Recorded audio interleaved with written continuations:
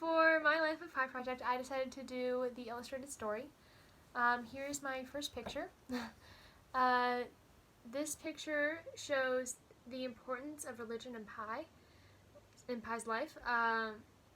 One sees that Pi embraces the three religions of Christianity, Hinduism, and Islam.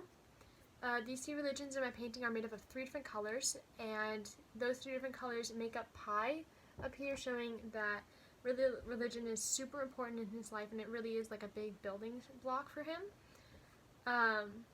Pi even learns a respect for atheists, because his science teacher was an atheist, and Pi saw that him worshiping science the same way that he worships God, he saw atheism in its own way as a religion, and he ends up equating God and science as, he's like, they're the same thing, duh. So throughout the novel, the religious theme is constantly there. It's always relating back to each other, and even at the beginning of the book, we hear from the reporter that he was told to go talk to Pi because Pi had a story that would make him believe in God. And this reporter's an atheist, so he's like, let me go talk to Pi. In my next painting, this is Pi, obviously in the water, watching the boat sink. This picture shows the huge tragedy of the entire book, where Pi gets stranded at sea and is lost, and he's completely lost his family. Pi basically watches the only thing he's ever actually loved sink into the sea's dark abyss. Pi struggles with the loss of a family throughout the entire novel. He constantly is thinking about his mother and what she would do and how she would feel about him eating meat and all of these different things.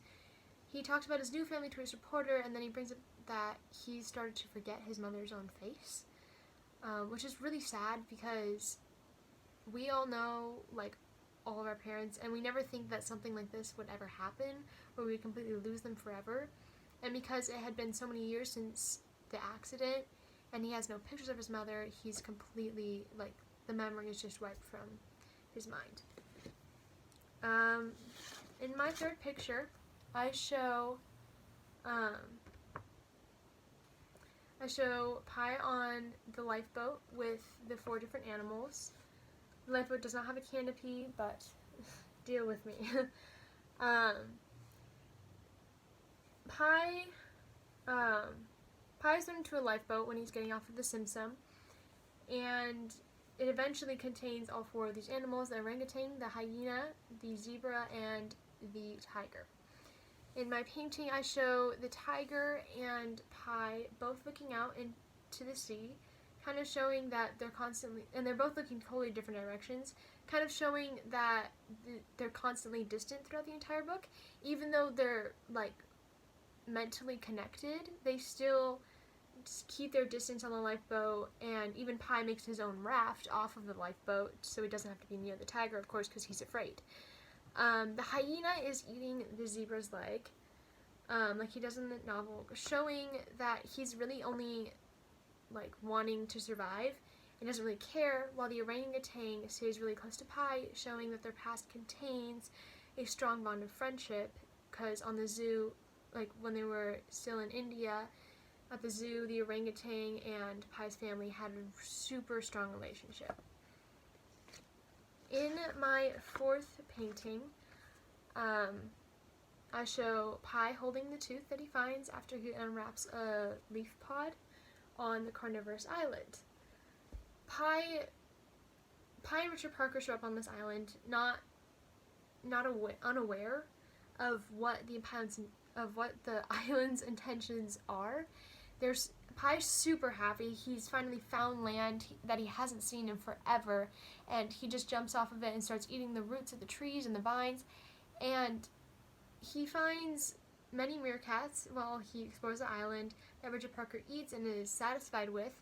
However, at night, while Pi finds trees full of meerkats, Richard Parker rents the boat every single night, and obviously Pi sees this as really strange behavior for him. So when he finds a pod in the tree and unwraps it and he finds a tooth, he's quite shocked, and so he leaves the island the next morning after gathering provisions. In my final painting, I show Pi looking over the boat into the ocean, and he sees Richard Parker's face as his reflection.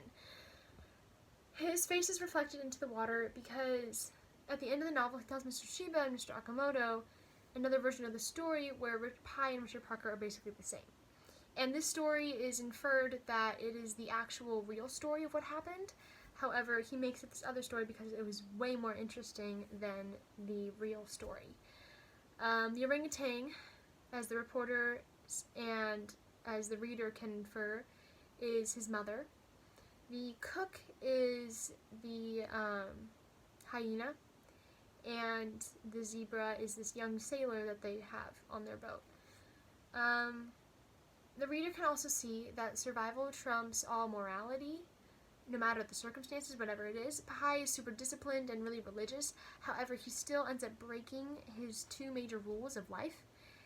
He breaks the rule of not eating meat as a vegetarian, and we see that because he eats a ton of fish and everything. And he also breaks his rule of not killing man, where he kills the cook in his real invented story. Although being very religious, Pi is still overwhelmed with the fear of being left on this boat alone. However, throughout the novel, he ends up remembering that God is with him. So basically, no matter what is going on, we just need to remember that God is always with us, which brings us back to my first picture showing that religion is a huge part of the life of Pi.